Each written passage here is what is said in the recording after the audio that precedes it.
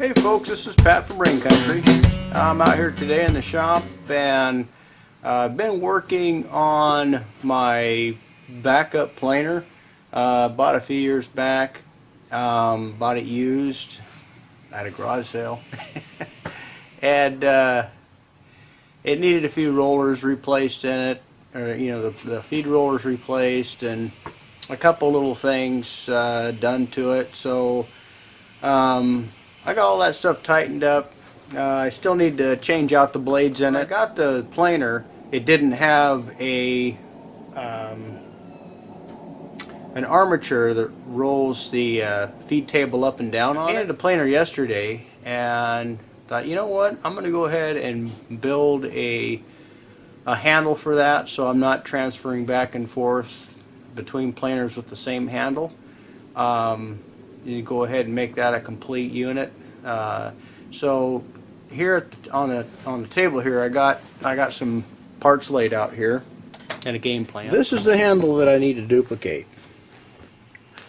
So the handle here, it pivots and rolls, and of course it's got an armature, and this is all cast right here. But it has a hole here, a tapped hole that runs into a hex bolt that bolts this handle on here, and this is free spinning on here. So I got to duplicate that somehow with the tools that I have on hand.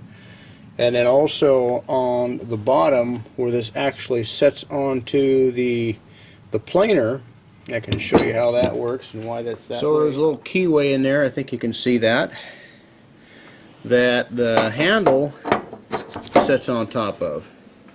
And so then that's used to rotate the planer table up and down. So I want to duplicate another one of these for this other planer that I got. Again, they're the same thing. That's the Folly Bell saw, planer molder, and this is a Sears Craftsman planer molder.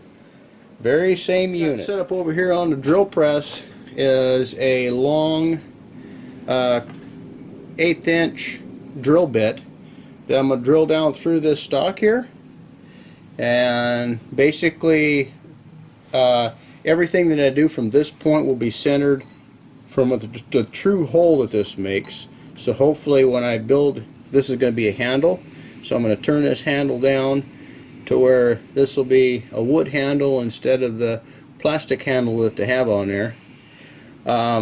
This is true and square and plumb, and so I'm going to drill this out and then put this up, chuck this up on the wood lathe and turn a handle,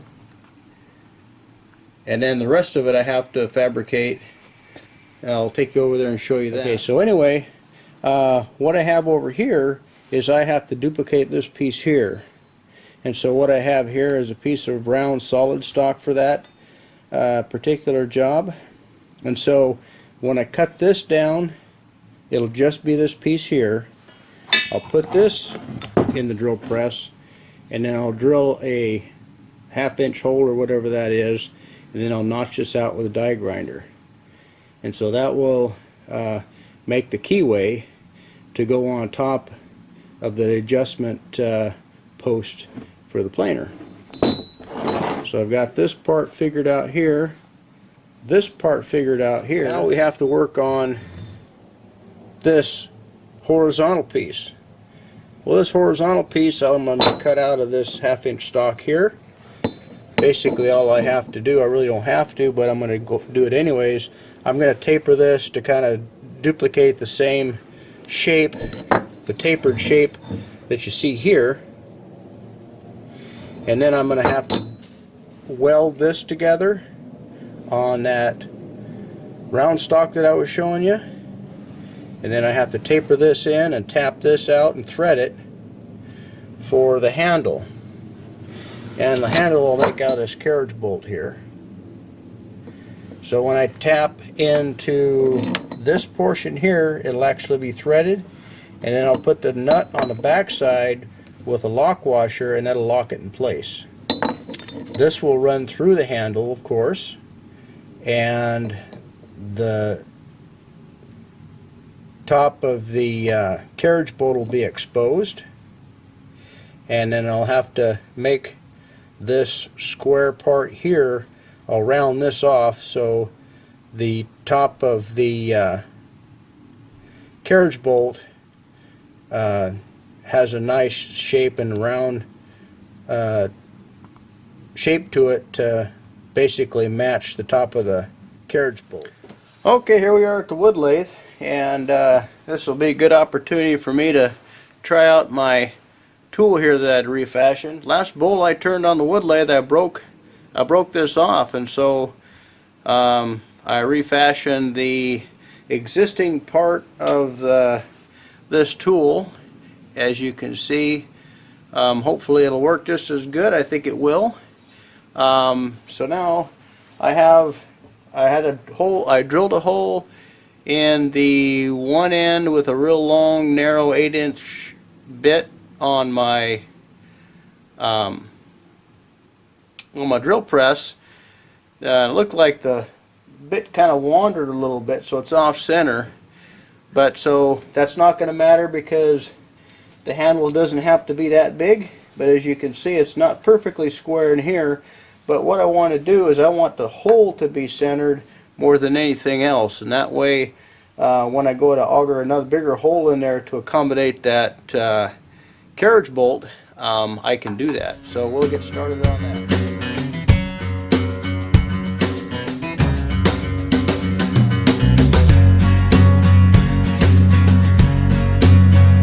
The handle has to be 4 inches, right at 4 inches long, so I can leave this just like it is, and then I can shape everything from here on back. Gives me a little room for this to bite in yet still. So yeah, it looks like my tip worked out okay on this tool here, so that's good news.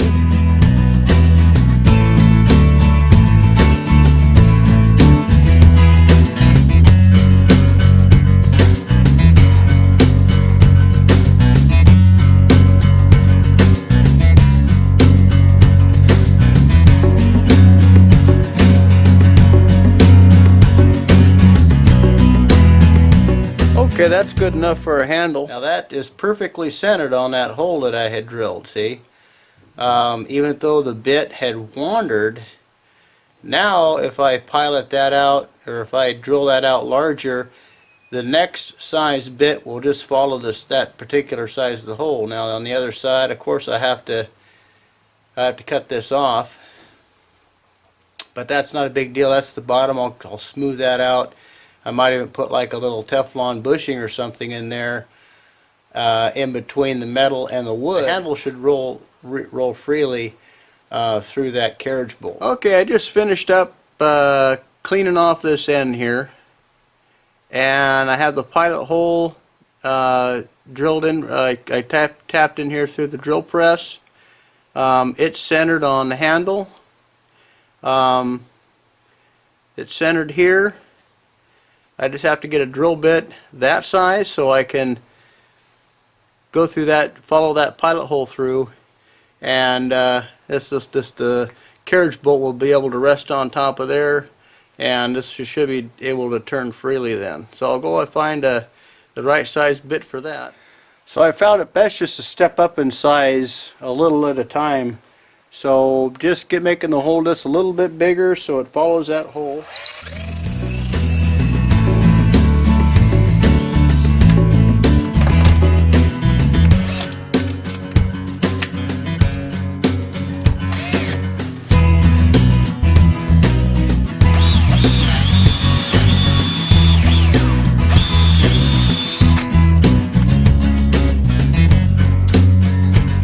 Okay, all I have to do now is round this off. Take the edges off of this carriage bolt here.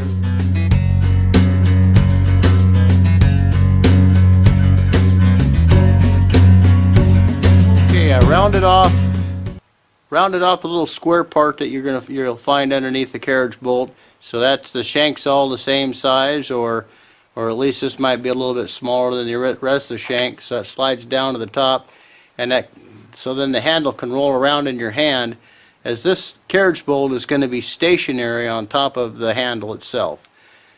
And so this will rotate in the handle, make it comfortable to turn. And now the next point of interest is going to be taking this handle off, and then using this part for a template. I'll trace this onto this piece of metal, and then just go ahead and grind that down and shape it to somewhat resemble this handle right here. So I took a 1/2 inch wrench, busted that 1/2 inch lock nut.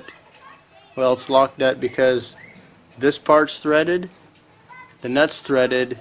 They thread this hex nut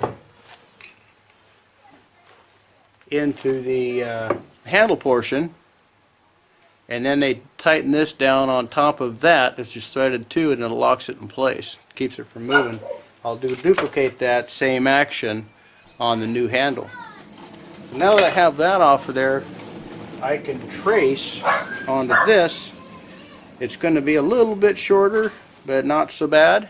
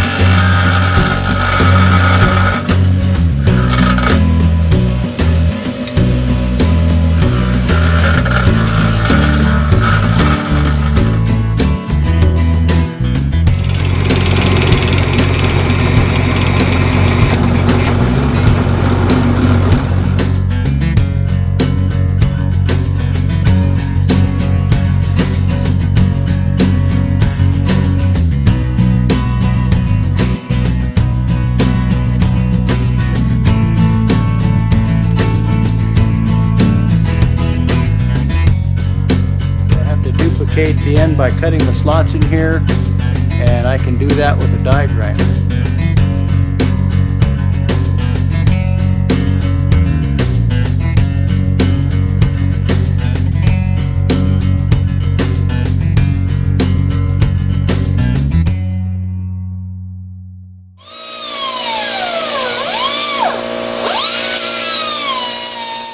Well, woodworking meet heavy metal. I was wondering how to clamp those two pieces together. The upright stem here, and then the handle arm. I was wondering how to fasten those two together to where I can get a weld around this. And so I thought, well, why don't I use a pipe clamp? So here we go. We'll go ahead and get that welded.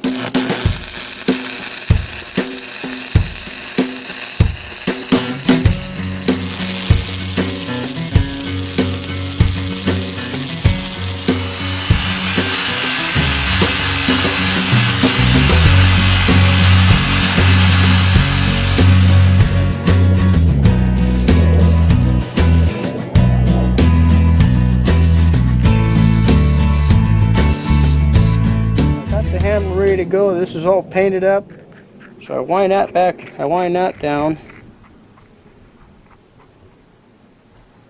where it floats on there fairly comfortable.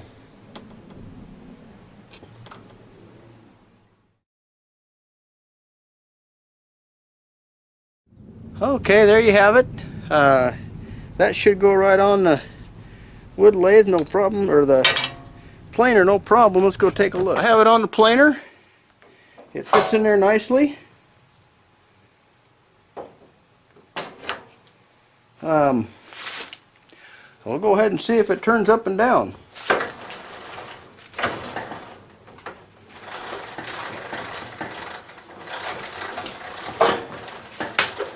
It works good. That didn't cost me anything. It's just parts that I had on hand. So I had all the metal, I had the wood. This wood is off of a piece of off of the decking. I replaced the decking on my equipment trailer, and so that was just free wood. Metal I had left over from various things. Had the carriage bolt, had an extra little bit of paint, so this will just kind of help make things just a little bit easier for me when I go to try to operate this guy. Obviously I need to lube the posts and different things to make it a little bit easier to operate.